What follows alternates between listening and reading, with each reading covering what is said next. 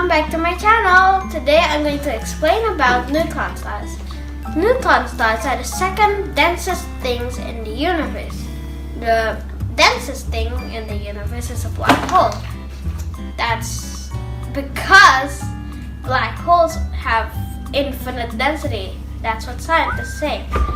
Now, neutron stars are so dense. The density can be compared to Mount Everest. The whole mass of Mount Everest squeezed into the space of a sugar cube, or a fully loaded cargo ship squeezed into a human hair. That is extremely dense, right?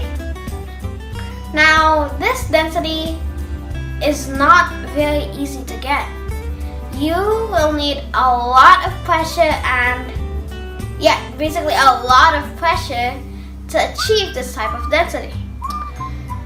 Neutron stars are formed when massive stars die, or when two massive stars collide into each other and they form a neutron star.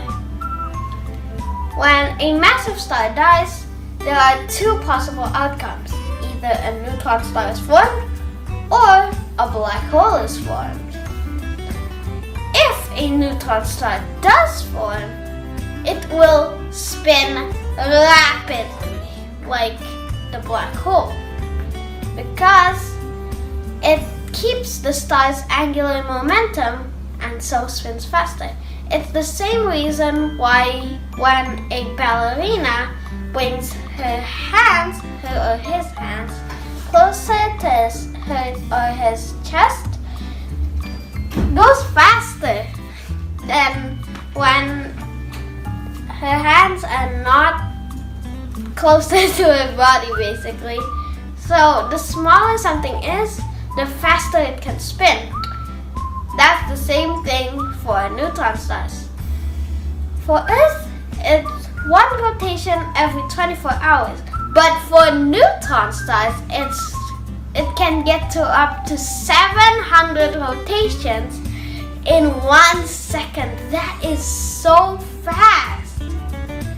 And let's talk about the birth of these neutron. Let's talk about the large stars first.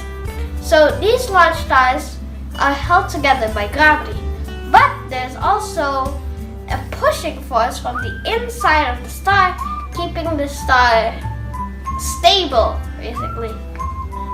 What generates this force is the fusion of atomic nuclei. When two atomic nuclei fuse, they become hydrogen 2. When those hydrogen 2 nuclei fuse again, they become helium.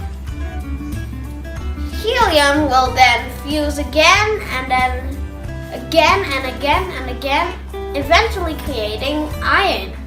Iron is basically fusion ash. It can't be fused anymore. And so that force from the inside of the star stops. And gravity wins the tug of war. It crushes the star from the outside and making the inside very, very dense. But it's not the end.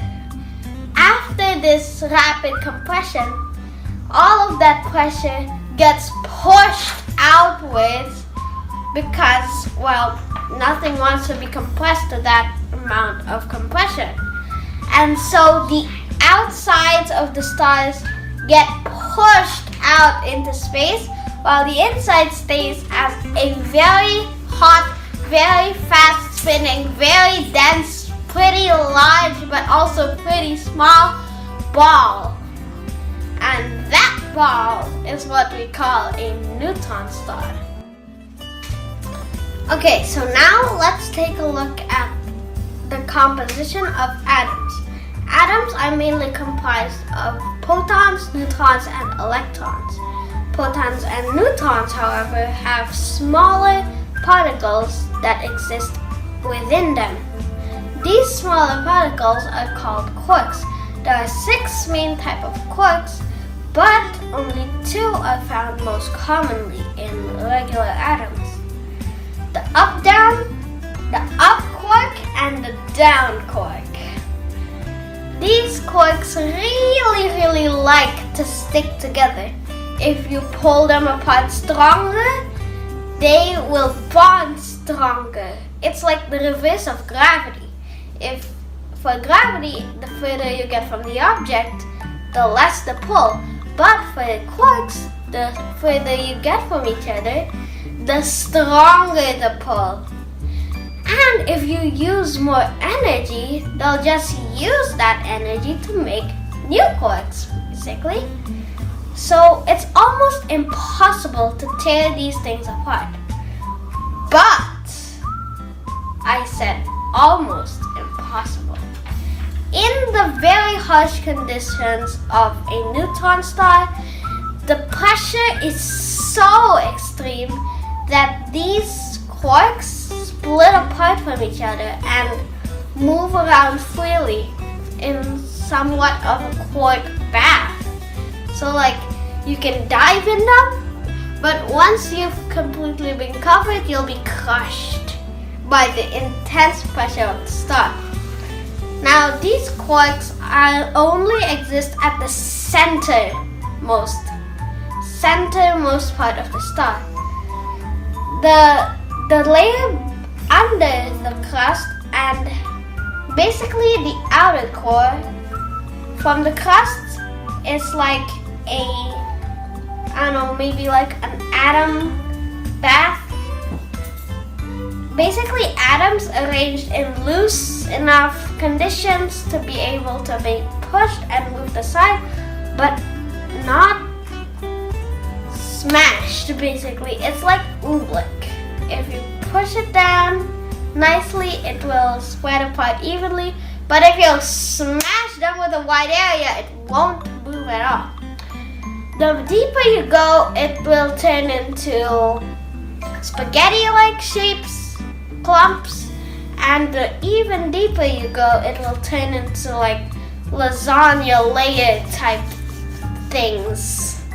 I don't know what to refer them to, but scientists call it nuclear pasta because it's shaped like lasagna and pasta. So another very cool fact about neutron stars is that they have insanely strong magnetic fields, way more stronger than Earth's, like hundreds times more powerful than Earth's magnetic field.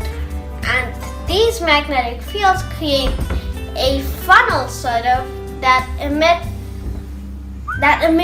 beams from the magnetic north and magnetic south pole of the planet. But these beams are not always oriented to the rotation of the planet, and so sometimes it's like sideways. So it will seem to pulse. We call these pulsars, and that's why we call them pulsars, because they pulse.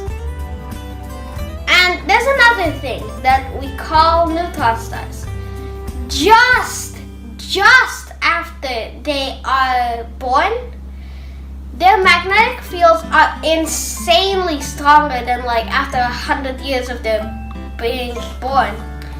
And so for the first like few days to months, we call them magnetars because their magnetic fields are so strong. If you bought a spaceship close to a magnetar, all of the systems in the spaceship would shut down and it will gravitate and crash.